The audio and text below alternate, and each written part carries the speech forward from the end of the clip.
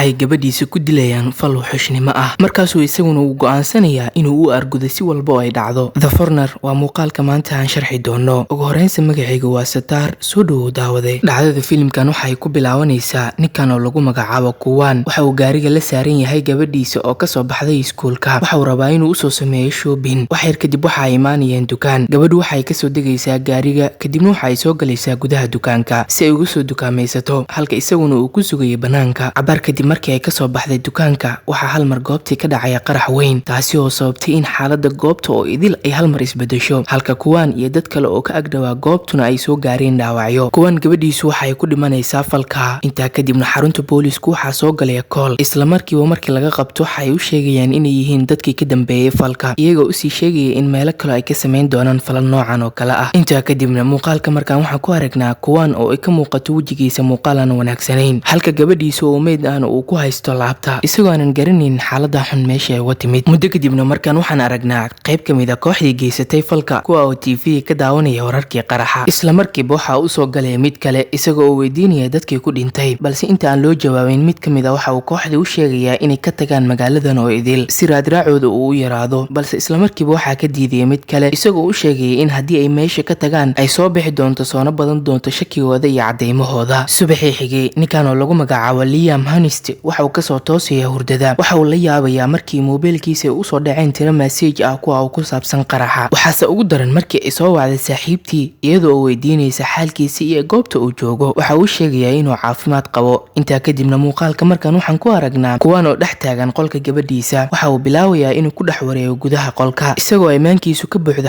xasuusaheedii. waxaase Kuwan la soo darsaya xaalado jahwareer ah, laakiin waxa uu go'aan ku gaarayaa inuusan ku qancin waxaan ahayn argoosi oo u argudo gabadhiisa. wax yar kadibna waxa uu soo aadayaa dambi baare lagu magacaabo Christian Probably. waxa uu siinayaa lacag laaluush ah si ugu yaraan uu u siiyo macluumaad ku saabsan falkii ama xitaa uu tilmaamo raggii ka dambeeyay falkii lagu dilay gabadha madiga ah ee uu haystay. laakiin dambi baarihii waxa uu soo celinayaa lacagta kadibna waxa uu sheegayaa inuusan helin weli wax macluumaad ah. intaa kadibna Kuwan waxa uu isaga soo laabanayaa guriga. wax yar kadibna waxa uu arkayaa waraysi uu bixinaya Liam oo ah ra'iisul wasaare ku-xigeenka Ireland isagoo ka hadlayay dhacdadii iyo dadka ay ku tuhmayaanba, balse Liam hore waxa uu uga tirsanaa ciidamadii xoreynta Ireland. isla xilligaa Kuwan saaxiibtiisu waxay isku dayaysaa inay qanciso oo ay niyadda u dejiso, sidoo kalena waxay u sheegaysaa inuu iska daayo raadraacida dad aan weli la helin xogtooda. laakiin Kuwan waa aabbo wax dhale. intaa kuma hareeya waxa uu go'aansanayaa inuu aado Belfast oo ah halka uu joogo ra'iisul wasaare ku-xigeenka. muddo kadibna sidii uu go'aansaday Kuwan waxa uu la kulmayaa Liam. waxa uu weydiinayaa inuu wax uga sheego raggii nafta dhaafiyay gabadhiisa, balse si la mid a dambi baarihii waxa uu Liam u sheegayaa inuusan aqoonin dadkii sameeyay ficilka, balse Kuwan waxaa galaya shaki. waxa uu ka shakinayaa Liam maadaama uu un wax ka og yahay arrinta balse uu qarinayo. isla markiiba waxa uu qarax yar ugu xirayaa musqushiisa. intaa kadibna waxa uu ugu handadayaa inuu u sheego magacyada raggii ficilka geystay, balse Liam Honest isla markiiba waxa uu wacayaa wiilkiisa oo lagu magacaabo Rockfeld. waxa uu ka amrayaa in macluumaad degdeg ah uu keeno raggii sameeyay ficilka si ay ugu qanciyaan Kuwan, balse waa qancin afka kali ah. waxa uu isla markiiba soo daba dhigayaa 4 nin wuxuuna u tilmaamayaa inay ku weerareen gurigiisa, balse waa nin ku feejigan waxa uu idil uu dilayaa 4. intaa kadibna Kuwan waxa uu bilaabayaa inuu dabagalo Liam Honest soona ogaado wax walba uu sameynayo. waxa uu sawir ka qaadayaa Liam oo la fadhiyay saaxiibtiisa Miyigi isagoo raba inuu ku helo macluumaad fara badan. intaa kadib colaadoodu waxay gaaraysaa heer ay isku weeraraan xitaa banaanka magaalada si ugu yaraan mid kamid a loo dilo loona qariyo macluumaadka qarsoon. Kuwan oo jooga gurigiisa oo ku yaala banaanka magaalada waxa haddana soo weeraraya 4 nin kale, balse isaguna waxa uu dhigayaa sari kadibna wuu dilayaa. laakiin nasiib xumo isagu waxa garabka ka soo gaaraya dhaawac. waxa uu bilaabayaa inuu iska dhayo dhaawacii, balse intuu waday isdaaweyntii xanuunka dartiis waxa uu ku dhacayaa dhulka uuna miir daboolmayaa. waxayna maskaxdiisa dib ugu soo celinaysaa shaashada araggiisa xasuusihii isaga iyo qoyskiisa markii ay kasoo cararayeen Vietnam una socdeen Singapore, balse dhex ay ku heleen burcadbadeed u dhashay Thailand. halka Kuwan uu bilaabay inuu difaaco naftiisa iyo qoyskiisaba isagoo ugu dambeynna badi burcadbadeedii dilay, laakiin iyagu waxay dhaawacayaan xaaskiisa. waxay u dhimanaysaa dhaawaca ka hor intaysan u dhalin gabadhii lagu dilay qaraxa. dhinaca kale Liam Honest isaguna markaan waxa uu bilaabayaa inuu raadiyo macluumaad ku saabsan Kuwan si uu u ogaado waxa uu yahay, balse wax yar kadib haddana waxa magaalada ka dhacay qarax kale, weliba gudaha bas weyn oo ay saarnaayeen dad badan. Liam waxaa soo wacayso Catherine oo ah xubin ka tirsan madaxa sare ee dowladda Ingiriiska iyadoo oo si adag u sheegaysa inay soo qabtaan raggii geystay ficilka. laakiin muddo kadib Liam Honest waxa uu ogaanayaa qayb ka mid ah kooxdii. waxa uu xogtii isla markiiba la wadaagayaa John, laakiin wax yar kadib Kuwan oo la socday dhaqdhaqaaqooda waxa uu soo afduubanayaa Kuwan. waxa uu weydiinayaa doonayaa inuu u sheego wax ka mid a xogtii uu hayo ama xitaa uu tilmaamo magacyada raggii fuliyey ficilka. John oo badbaadsanaya naftiisu waxa uu kuwan u sheegayaa mid ka mid a raggii ka dambeeyay ficilka kaasi oo lagu magacaabo Patrick. kuwan markii uu ogaadaba xogtii Patrick uu iska sii deynayaa John isagoo aanan wax dhibaato ah gaarsiinin. isla xilligaana Liam Honest waxa uu isaguna ka shakinayaa saaxiibkiisa oo lagu magacaabo McGrath. waxa uu ku qabanayaa biskoolad, balse McGrath waxa uu sheegayaa in Maggie ay tahay mid iyadu wax badan ka og howlgalka, sidoo kalena ah maskaxdii ka dambeysay, halka isaga xaaskiisana ay shaqaale siisay iyada, sidaa darteedna uu ku ogaaday xogta. wuxuuna u sheegayaa Liam in saaxiibtiisa Maggie ujeedada ugu weyn ay u tahay argoosi, maadaama weli aysan maankeeda ka saarin dilkii ay ciidamada Ingiriisku u geysteen walaalkeeda. isla markiiba Liam Honest uu dilayaa McGrath maadaama hore uusan ugu sheegin falka, wuxuuna isla markii John ku amriyaa inuu soo dilo Mary inta isanba u bixin Amerika, halka ciidankuna ay isku diyaarinayaan inay weeraraan goob loogu sheegay inay ku jiraan qaraxyo, balse kuwan oo wata jaakada xabada aanan karin uu ka soo hormarayaa, kadibna waxa uu dilayaa raggii joogay goobta ay sameynayay qaraxa, sidoo kalena diyaarinaya howlgal ay ku fuliyaan. waxaana goobta ku jirtay Maggie oo ah Liam saaxiibtiisa. waxyar kadibna waxaa imaanaya goobta booliskii, balse waxay arkayaan Maggie oo dhaawaca. intaysan nafta ka bixinna waxay u sheegaysaa in howlgalkoodu xiga ay tahay airportka, iyagoo halkaa ku diyaariyay bam ku xiran kombiyuutar si ay ugu qarxiyaan diyaarad kusii jeeday caasimada Italy ee Roma. daqiiqado oo naxtin ah boolisku waxay ka soo gaarayaan inay qabtaan kombiyuutarkii, kadibna waxay ku tuurayaan buundo bannaan oo aad u fog si ay halkaa uga qaraxdo, dadkuna aysan waxba u soo gaarin. intaa kadibna kuwan waxa uu imaanayaa Liam Honest isagoo oo tusaya sawiro uu la fadhiyo Maggie. waxa uu sheegayaa in laga shakiyo lana qabto kaliya ay ugu filan tahay caddeyntan, sidoo kalena dadku ay ogaadaan doorkii uu ku lahaa qaraxyada. intaa kadibna waxa uu sawiradii ku faafinayaa internetka. isla xilligaana dambi baarihii waxa uu kuwan u sheegayaa inuu haayo xogo ka badan intaa, arrintuna uu kor kala socday, balse isagu aanan samaynin wax ficil ah. ugu dambeyn filimkuna waxa uu soo dhammaanaya kuwan oo ku jira jikada gurigiisa isagoo oo diyaarsanaya cunto, balse aysan wejigiisu ka muuqanin murugo maadaama uu u soo arguday gabadhiisii dilayna raggii geystay ficilka. gunaanudka mawduuceena maanta daawada aada ugu mahadsan tahay haddii aad intaa ayna la joogtay. waxaan rajeynayaa in muuqaalka aad ku raaxaysatay. noo sii shargaree muuqaalka lana wadaag saaxiibka si uu u daawado muuqaalkan. haddaba daawade qaado waqti wacan.